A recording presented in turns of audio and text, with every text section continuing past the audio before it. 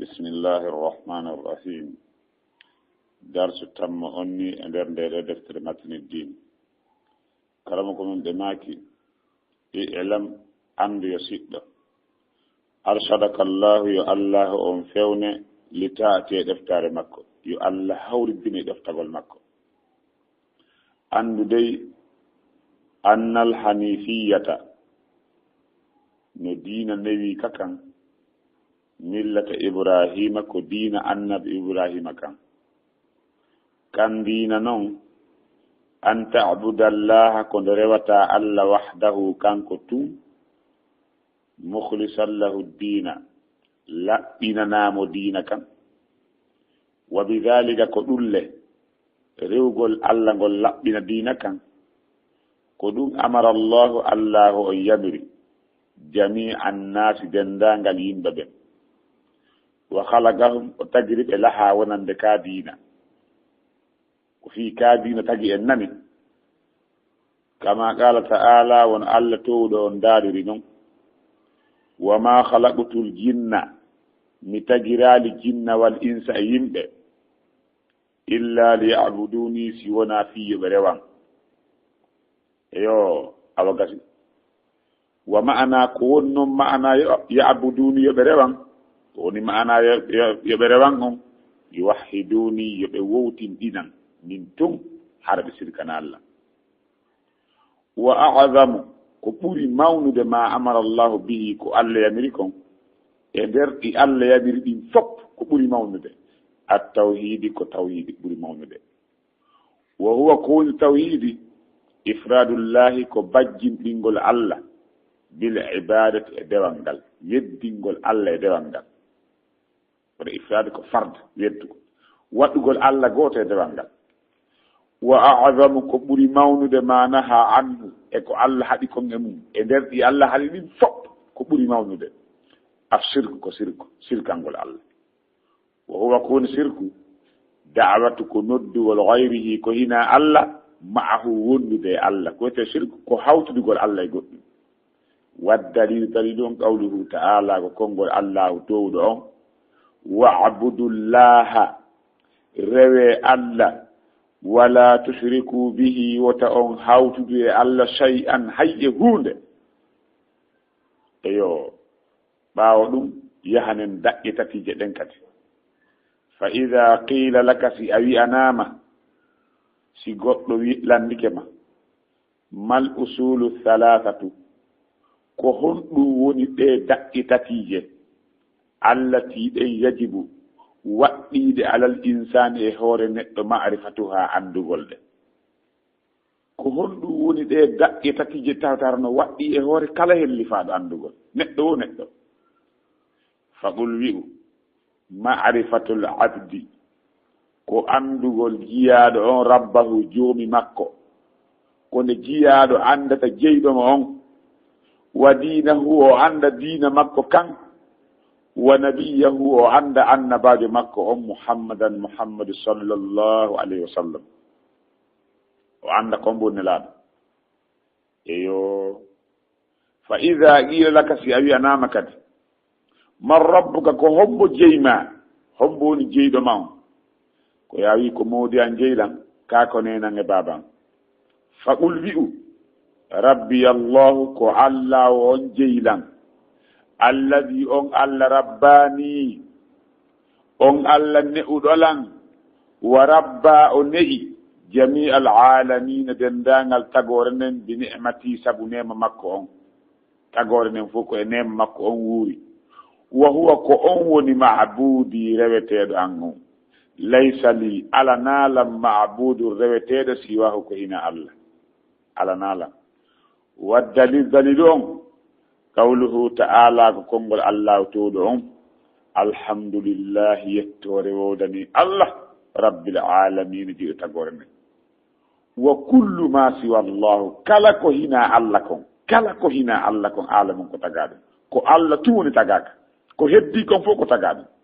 وانا من واحد كو مي غوتو من ذلك العالم اندن تغوري كلكو هنا الله كو تغادو ميمي دي جيا den tagabe namo awa wonen ɗo taw yiltoɗen eto ɗen haɗi ɗo faamo moƴƴa yo Allah faami en si en faami o hoolina en kadi ko faamuɗen ko si en hoolike o newnana en kadi huutoren ko jannguɗen ko amina ito ɗen ka fuɗnoɗen ɗon kalmo komin ɓe maaki ilamu anndu dey arsadaka llahu Allah fewnima li taatihi fi ɗeftare makko nden na Allah fewnima toode e ilam anndu arsadaka llahu ko toranogol ma du'anogol ma yo Allah fewni li taati ɗeftare makko nden yo Allah fewni ɗeftagol makko ngol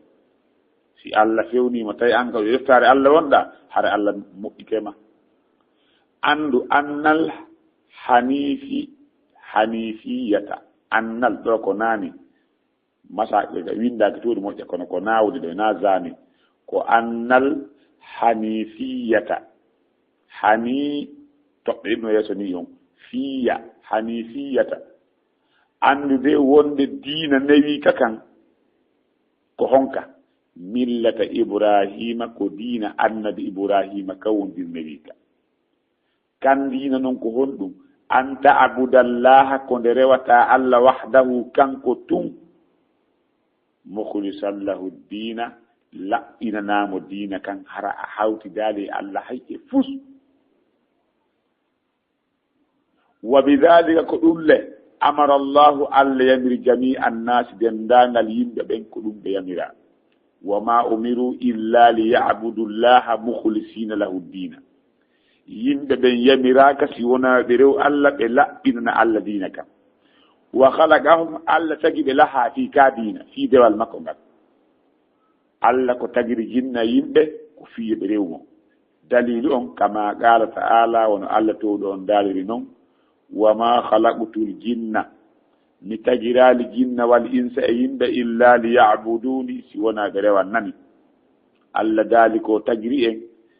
wona fiye en ñaamo wona fiye en remo wona fiye en yeeyu ko fiye en rew Allah ko wonɗen noon renirde ko wonɗen noon yeeyirde ko fiye heɓi no rewiren Allah fiye heɓi ko ñaamen heɓen no rewiren Allah wa ma'ana ko woni ma'ana ya'buduni yoɓe rewan yuwahhiduni yoɓe wowtindinan ɗo waɗalan min tum mi andinima wa adamu ko ɓuri mawnude ma amara Allahu bihi e ko Allah yamiri kon fof at-tawhid ko tawhid wa huwa ɗum ifradullahi ko bajjindinirgol Allah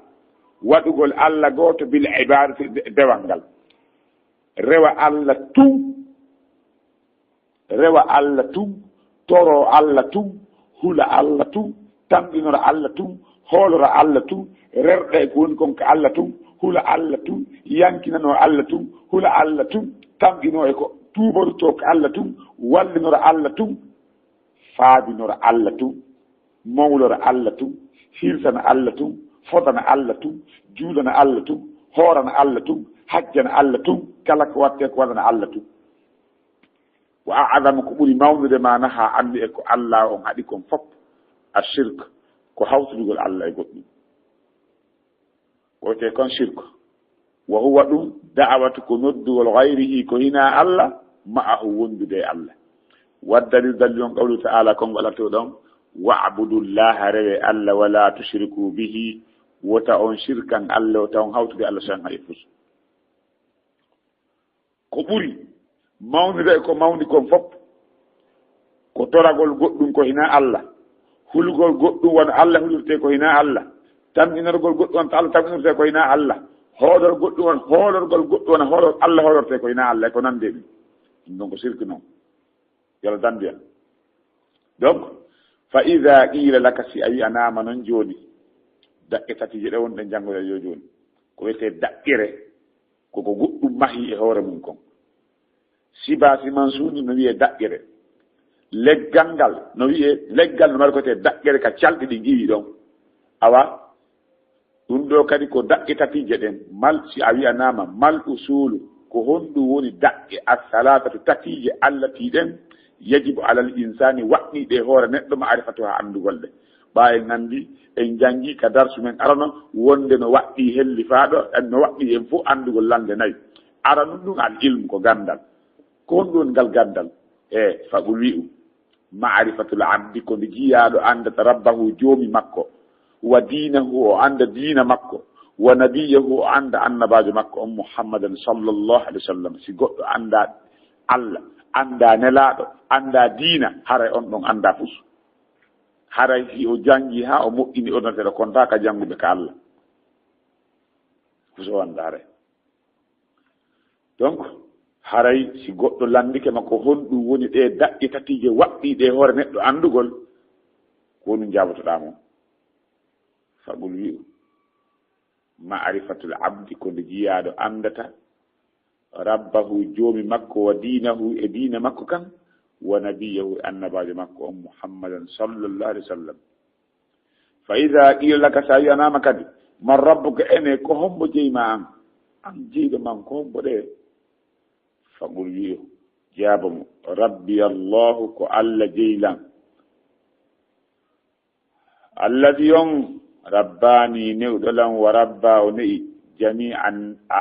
al alamina dendagal tagore men bi ni'matihi e mema makko on o neɗi dendagal tagore men. laysa li alanalam ma'budu reweteɗo siwahu ko hina Allah waddalilu dalilu on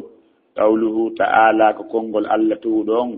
alhamdulillahi yettore wowdani Allah rabbil alamin ji tagore men wa kullu ma siwa Allah kala ko hina Allah kon alamun ko tagaɗum wa ana min wahidun ko mi goto min dhalika al alam e nden tagore. en wawi daragol ɗo adden noon ko darsu men on tindini en kon yen andume oɗo darsu meɗen ko tindini en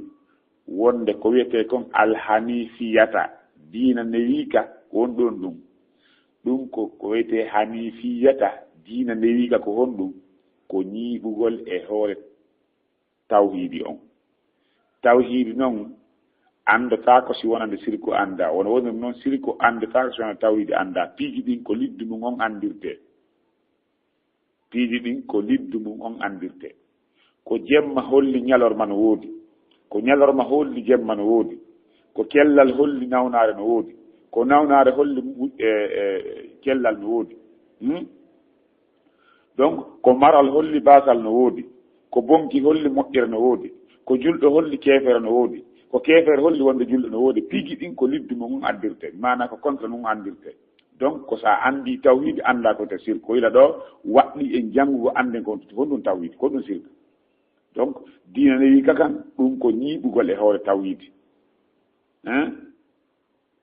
hara kadi ko atti ɗum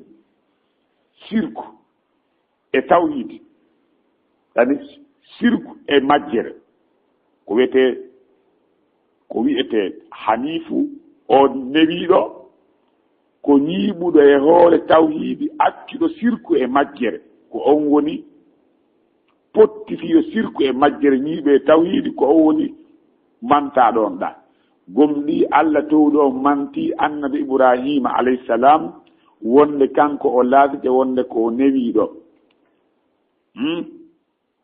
walakin kana hanifan nokku ka tawi kanko o lundike yimɓe makko ɓen fof woni ko sirkayɓe rewayɓe sanamo piyayɓe ceeɓe koron karan sujjaneɓe goɗɗum koyna Allah kanko o lundiɓe wonti feere. Allah mantima wonde ko hanif. Allah yamiri annabajo Allah on Muhammadin sallallahu alaihi wasallam e wondiɓe makko ɓen si tawi yimɓe defte ɗe noddiɓe wi'e are men ka diina amen, are ka kiratiye yagal, are jokken ga. Allah yamiriɓe yoɓe wi amɓe menen ko e diina goonga diina annabi Ibrahima men woni. wa qalu kunu hudan aw nasara tahtadu qul bal millata Ibrahima hanifan wa ma kana min al mushrikina. yetoɓe hey diina annabi Ibrahima kan c'est très simple, ko laaɓu ka pos menen ko kam min jokkata bandiji ɗi. kaɗo diina men l'islam ka nelaɗo men Muhammadun sallallahu alaihi wasallam addi ko kawon diina newi ka kan ka tawata hara ka heɓotako e jungo mo wona julɗo wowtinɗi Allah ɓen hino wakkili ino waɗɗi en jokkugol kaɗo diina nodde yimɓe ɓen fof e jokkugol kaɗo diina ka wonɗen e mum tawhid woɗɗitagol sirku jokka diina Allah kankat rewa Allah tun hara sirka naalimo rewa Allah ɓa o wiyeteɗo Allah sa rewi goɗɗum ngo ko hina Allah a perdi perere nafatama sa rewi Allah a rewi di Allah e goɗɗum a perdi per dewal mangal nafatama sa rewi Allah a rewi raali Allah noon laaɗo rewiri noon a perdi per dewal mangal nafatama donc haray ko ila ɗo anduɗen ko ye rew Allah rewen Allah tum rewen Allah no sarƙiniri noon nelaaɗo makko o yettini ko ɓuri mawnude e waɗɗi ɗin fof ko ɓuri mawnude julde ko ɓuri mawnude korka ko ɓuri mawnude piji Allah ɗi sappo e ɗiɗi ko tawhide waɗugol Allah gooto ko ɓuri mawnude e ko Allah haɗi kon fof ko sirku Allah subhanahu wa ta'ala ko fuɗɗori e nder haqqeji aya haqqeji ɗin sappo ka simore nisa'i Allah ko won ɗum daali ɗon ko wa'budullaha wa la tushriku bihi shay'an e nder haqqeji sappoji ɗin ko ɗum o fuɗɗori o wi rewe Allah wota on hawtude Allah hay e fus donc haray ko ila ɗo anduɗen wonde o sirku no hulɓini joni noon ɗe daƴƴe tatije kadi ko honɗum wiyete daƴƴere siɗen andi ko wiyete kon daƴƴere no wiye daƴƴere leemune daƴƴere mango ko lasili mum on daƴƴere sunnum ko sibasima mum on imana koko goɗɗum mahi e hoore mum kon daƴƴere koka calɗi ɗin iwata ɗon koka calɗi ɗin mahoto kon e hoore muɗum donc si woni daƴƴe ko buy daƴƴere ko wootere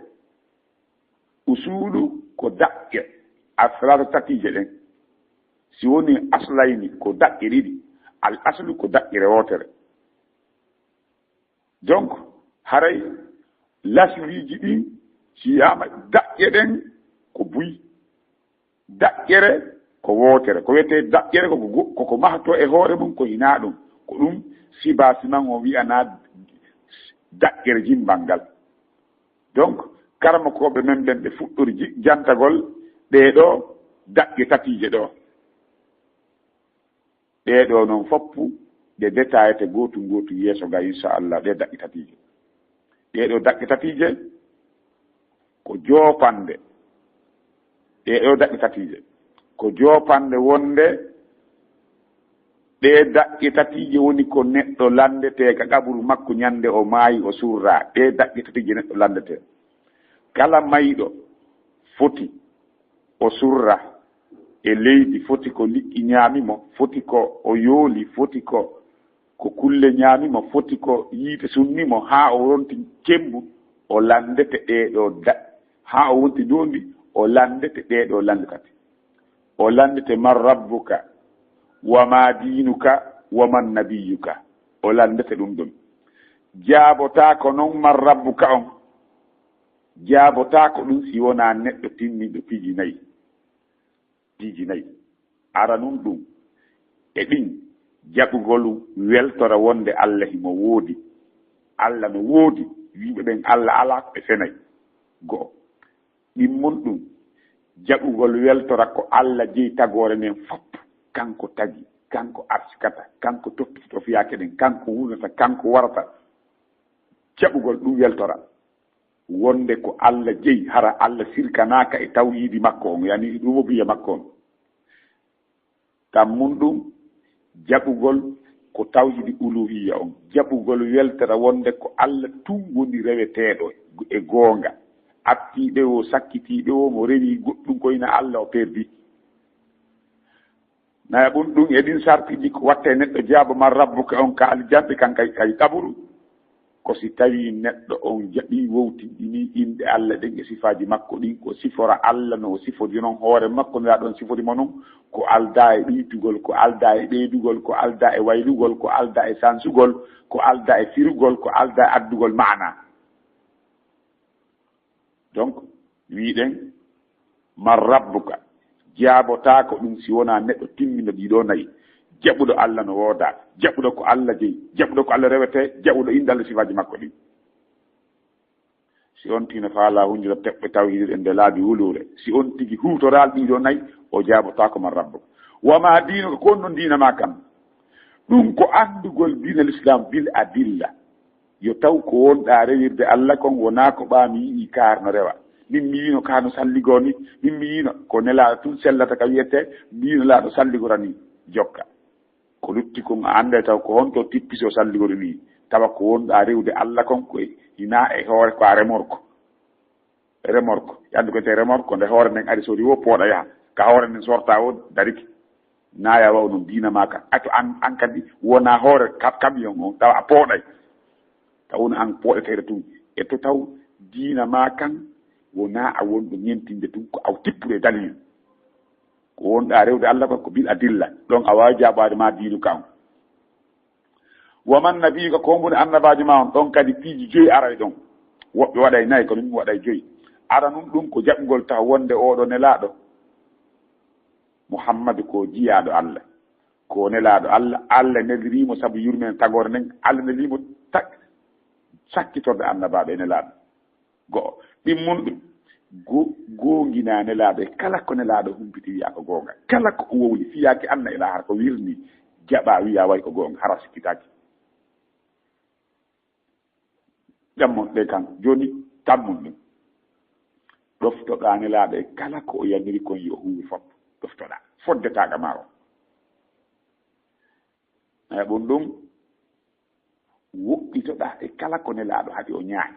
kala ko naɗo wi acce pottitoɗa haraɓadaki kala ko ɓe haɗi ɓe ñaami jowa ɗum ɗum rewira Allah no nelaɗo o rewri noon si a lundike ɗum ɗon hare awa iɗa heɗa jaabotako ɗeɗo landay inchallahu si wona on timminɗo koko mi limtiɗo Allah hawrumi e sawaba donc ko Allah tum woni ko tagi tagore nden fab kanko tagi yimɓe ɓen e kala ko denndi e kala puɗɗi ɗi e kala mummunteji ɗi e kala ko woni amna on kala tagi tagore nden wi'ama alamu ko wiyete alamu ko mande ayiyay tum suudu ndun haqqille ma ara e jooma suudu ndun ka suudu ndun holli jooma suudu no woodi ka tagore nden holli wonde taguɗo no woodi awa ko tagore nde wiyana alam ko sabu tawi tagore nden tin ko mande wonde taguɗo on no woodi jeyɗo ɓe on no woodi a yiyay paɗe tum no waali e dambugal kisantinde nde wonde jooma ɗe paɗe no woodi ka a hewti e dambu a yiyay paɗe gorko tun anda gorko no ga ka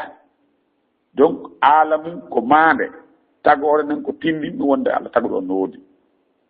donc haray ko Allah woni ko okkimi yimɓe ɓen kala sababuji gurdan immodde e ñamete e yaran e cellal e ko nandi e ɗum ko Allah toni ko arsikata en no waɗɗi en ɗoftagol Allah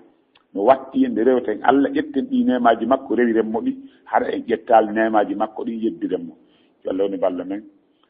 haray hawnaki tawa darse on ɗuuɗi kono yani yanñama ha ɗuuɗi ko ɗum waɗi nde tawno ɗuuɗi mi naɓɓite nde wotere kadi joni noon komin tun naɓatagoy nani ɗum naɓitata ilam andu arsadakallahu yo Allah fewnili taate ɗoftare makko annal hanifiyata no dina newi kakan millata ibrahima ko dina annabi ibrahima kan anta abudallah nde rewata Allah wahdahu kanko tun mukhlisan lahu din laɓɓinanamo dina kan wa bidhalika ko ɗum kadi amara allahu Allah yamir jami annas ɗen daga yimɓe ɓen wa khalaqahum o tagiriɓe laha wonande ɗum kadi kama qala ta'ala wono Allah tewɗo on daaliri noon wama khalaqtul jinna mi tagirali jinna wal insa e yimɓe illa liya'buduni si wona ɓe rewan wa ma'ana ko woni ma'ana ya'budu ɓe rewan yuwahhiduni yoɓe wowtinɗinan wa adama ko ɓuri mawnude ma amara allahu bi konko Allah yamiri at tawhidi ko tawhidi wa huwa ko woni tawhidi ifradullahi ko bajjinɗinigol Allah bil ibada dewal ngal wa adama ko ɓuri mawnude mana ha ande ko Allah haɗi konɓe muɗum ashirku ko sirku